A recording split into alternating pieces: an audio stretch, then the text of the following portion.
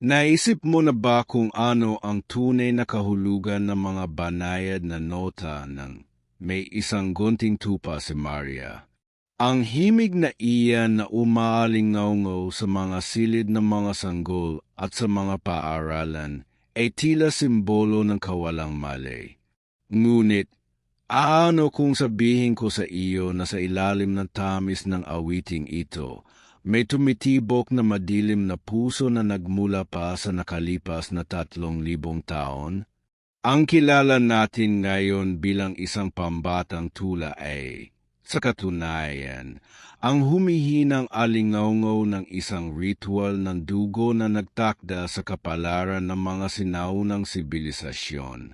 Maghanda ka, dahil ang ikukuwento ko sa iyo ay hindi matatagpuan sa mga aklat ng kasaysayan, kundi nakaukit sa mga nakalimutang bato at sa yenay na takot ng sangkatauhan. Ang 18 kuwento ay nagsisimula 3,000 taon na ang nakalilipas, sa isang panahon ng mga gutom na Diyos at tuyot na lupain.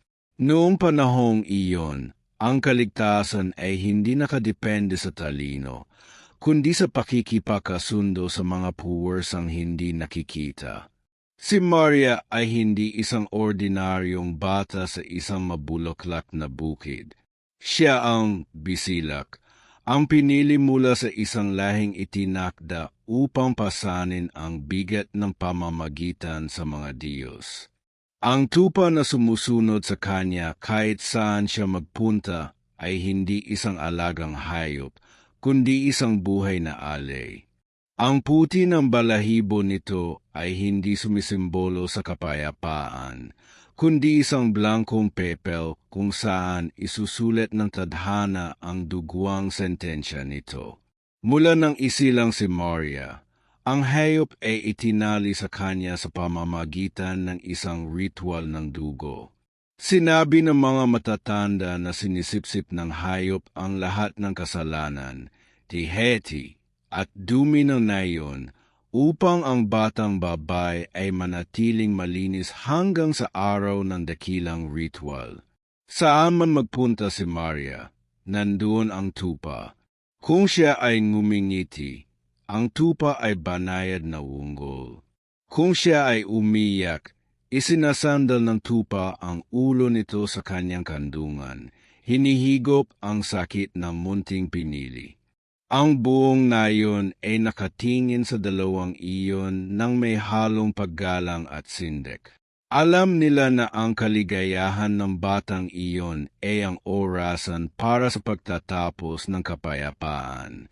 Ang ritual na may 3,000 taon na ang tanda ay humihingi na sa rurok ng solstice. Ang pinakamahalaga ay dapat ibalik sa lupa. Malinaw ang panuntunan. Ang dugo ng walang malay ay dapat magpataba sa ugat ng mundo. Si Maria, sa kanyang kamusmusan, ay naniniwala na ang kanyang tupa ay kanyang pinakamatalik na kaibigan at tagapagtanggol. Hindi niya maintindihan kung bakit ang mga lalaking nakasuot ng itim na kapa ay naghahasa ng mga talim na gawa sa obsidian habang siya ay naglalaro sa mapuputing balahibo nito. Sa itinakdang araw, ang langit ay naging kulay abo tulad ng tingga. Huminto ang pag-ihip ng hangin, tila ang kalikasan mismo ay nagpipigil ng hininga. Ang paglakad patungo sa dambanang bato ay tahimik. Si Maria ang nangunguna, may suot na korona ng mga lantang bulaklak, at ang tupa, na tapat hanggang sa huling hininga, ay sumusunod sa kanyang mga yapak ng walang kailangang tali o kadena. Kusa itong sumama, dahil ang ugnayan nito sa bata ay mas matibay kaysa sa instinto ng pagkaligtas. Nang makarating sila sa tuktok ng sagradong bundok, itinaas ng punong pari ang kanyang mga kamay.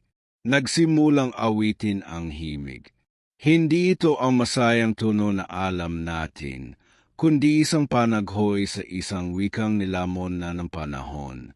Inilayo si Maria, at ang tupa ay inihiga sa malamig na bato. Sa sandaling dumopo ang talim sa lig ng hayop, isang kulog ang gumulantang sa langit. Ngunit walang ulan na pumatak.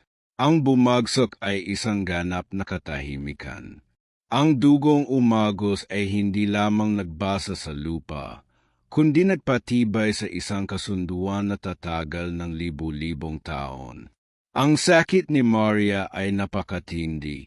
Ang kanyang sigaw ng pagkawala ay napakasakit, haya't nanatili itong nakakulong sa tela ng realidad. Tumanggi siyang tanggapin ang kamatayan ng kanyang kasama, at ang kanyang pihati ay naging sanhi ng isang sumpa.